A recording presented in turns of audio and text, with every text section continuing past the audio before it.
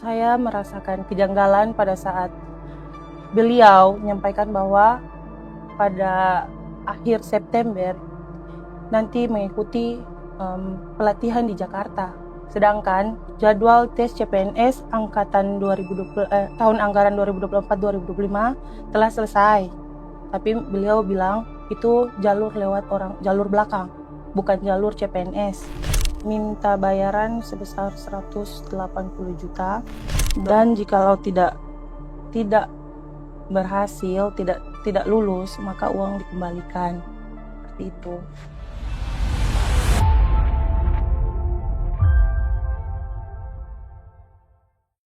Eka Putri Ramadhani, pelapor dalam kasus dugaan tindak pidana penipuan dengan modus menjanjikan kelulusan dalam seleksi CPNS Kejaksaan. Eka resmi melaporkan seorang oknum pegawai kejaksaan di Maluku bernama Fredrika Skipper. Laporan pengaduan itu resmi telah dilayangkan ke Polda Maluku pada 7 Januari 2026 dan Kejaksaan Tinggi Maluku pada Jumat 23 Januari 2026. Eka, kapan pertama kali Anda mengenal atau berkomunikasi dengan Fredrika Skipper?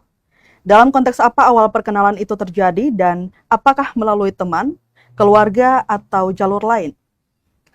Saya mengenal Fredrika Skipper pada awal bulan Agustus. Itu dikenalkan oleh salah satu kerabat yang juga terdaftar di dalam mengikuti CPNS.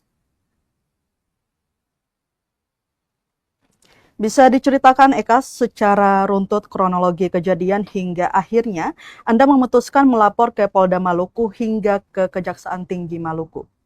Jadi tanggal 20 Agustus saya ketemu dengan Ibu Fredrika di salah satu kedai kopi. Itu bertemu dengan saksi juga yang merupakan orang yang mengenalkan saya dengan Ibu Fredrika. Di situ melakukan transaksi dan dijanjikan masuk CPNS Kejaksaan. Siapa yang mengenalkan Ibu Fredrika ini kepada Anda? Itu kerabat saya yang namanya Ibu Faujian Pukul. Lalu pada titik apa Anda mulai merasa ada kejanggalan dalam proses seleksi CPNS Kejaksaan ini?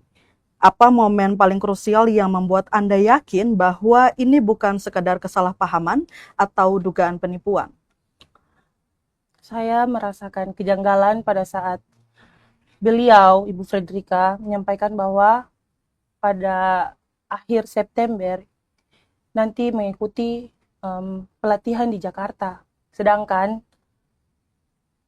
jadwal tes CPNS angkatan 2020, tahun anggaran 2024-2025 telah selesai. Tapi beliau bilang itu jalur lewat jalur belakang, bukan jalur CPNS.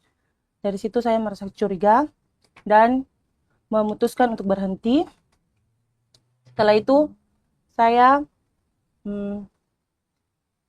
bertemu dengan beliau, memutuskan berhenti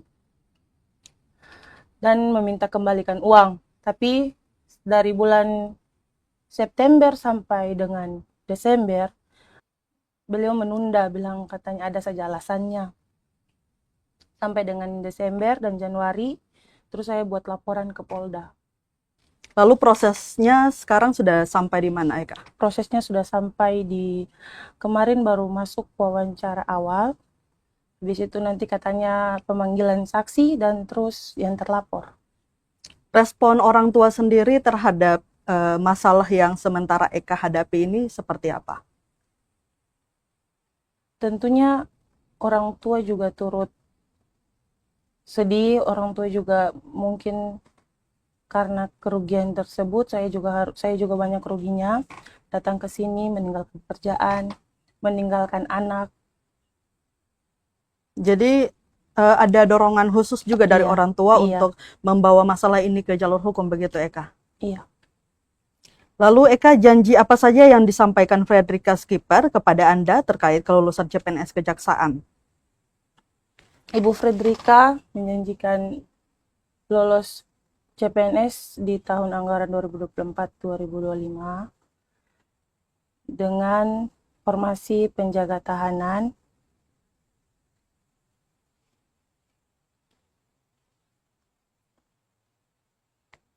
Dan jikalau tidak berhasil, tidak lulus, maka uang dikembalikan.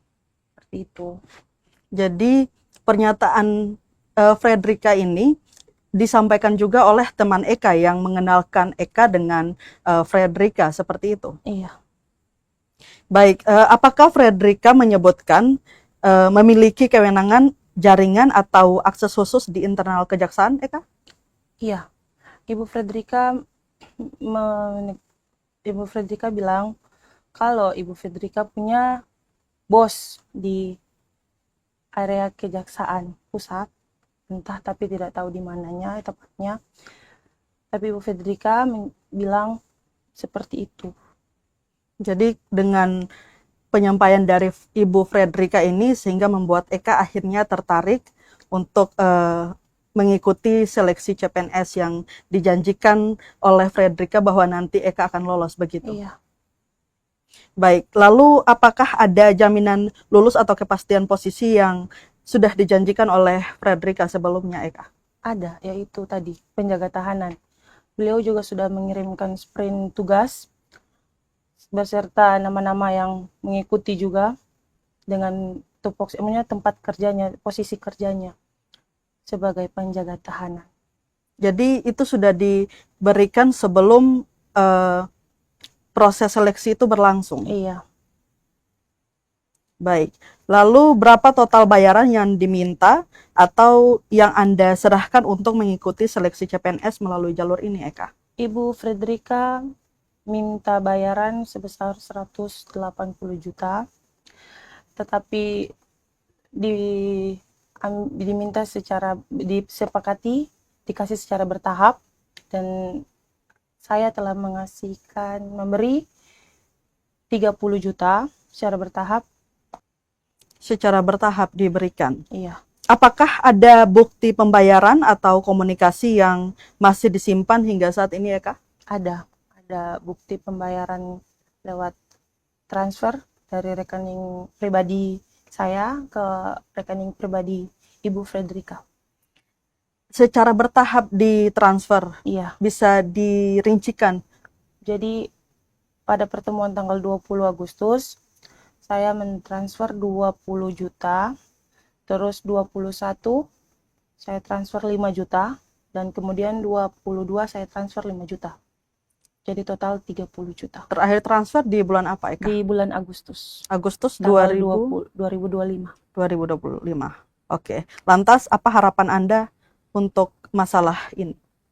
Harapan saya semoga ini menjadi pembelajaran juga buat masyarakat, terkhususnya orang-orang awam, supaya tahu bahwa tidak ada jalur seperti itu, dan semoga dari pihak institusi kejaksaan sendiri